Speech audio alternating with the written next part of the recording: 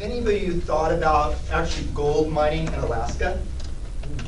There's one. I saw the show.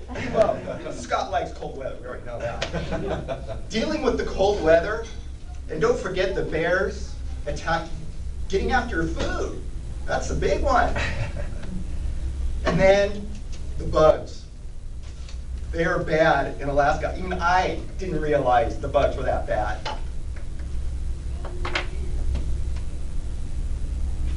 Good morning, Toastmasters. Good morning. This comes from a show, I don't know if any of you have seen it off a Discovery Channel, called Gold Rush Alaska, where a group of guys who basically were unemployed and struggling decided that they wanted to do gold mining because the price of gold was up. So they all headed up to Alaska to go gold mining. Well, I thought they were nuts. When I first started to watch this show, I was like, well, who in their right mind wants to do this? I don't get it. But they were up there doing it. The ironic thing, they were some of the worst miners I have ever saw. Their machinery were breaking down, and this was happening, that was happening. One of the kids got sick because they didn't filter the water from the water source. I mean, just some of this stuff was just obvious, and that was one of them.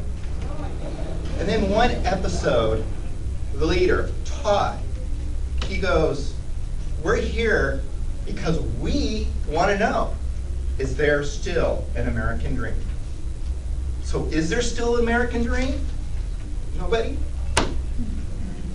Well, through history, there's been famous people who actually, you would think, maybe they found the American dream. Well, my favorite, Walt Disney. Built a theme park.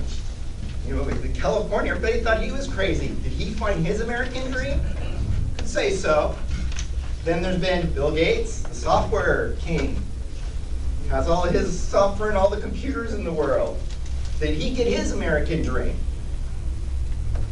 Then we could add our current president, Barack Obama, our first African-American president. Did he find his American dream?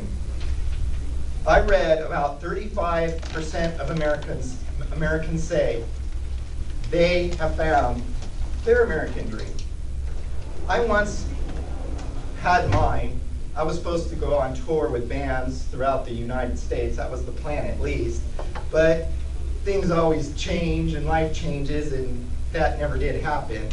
Maybe one day I could do it, but at this point, that American dream of mine is lost. When I researched this speech, I have a certain person I go to as my lead researcher.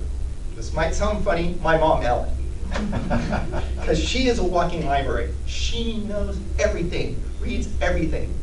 So she told me, I really need to look at this and look at it differently.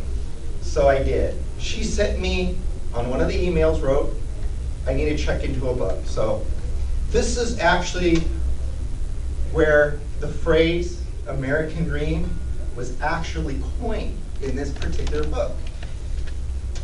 It was written by James Tershel Adams in 1931.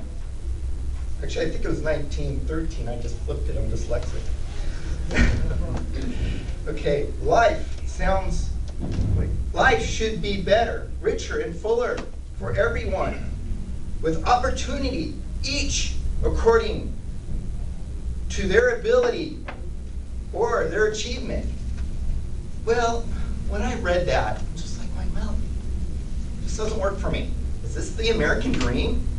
It actually became to me the American dream in a box. This guy described it all out for us. And I look at it like when I was a kid, we watched the old black and white TV shows where, you know, you have perfect American family, everybody's happy, they had their cars. And that's how I took this after I read it. So I felt like everybody in the US is after their American dream in a box. You had to have a house, a car. In a way, it has affected our economy to where we're at now. And the American dream tied in the economy. So this actually totally flipped on me when I started to study the idea of an American dream. So what I've learned out of all this is the American dream,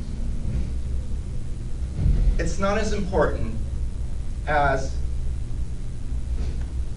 just living life. And life becomes more important than chasing after American dream. You still could have your dreams, you know, and achieve them, achieve your goals through the freedoms we have in the US. Thank you.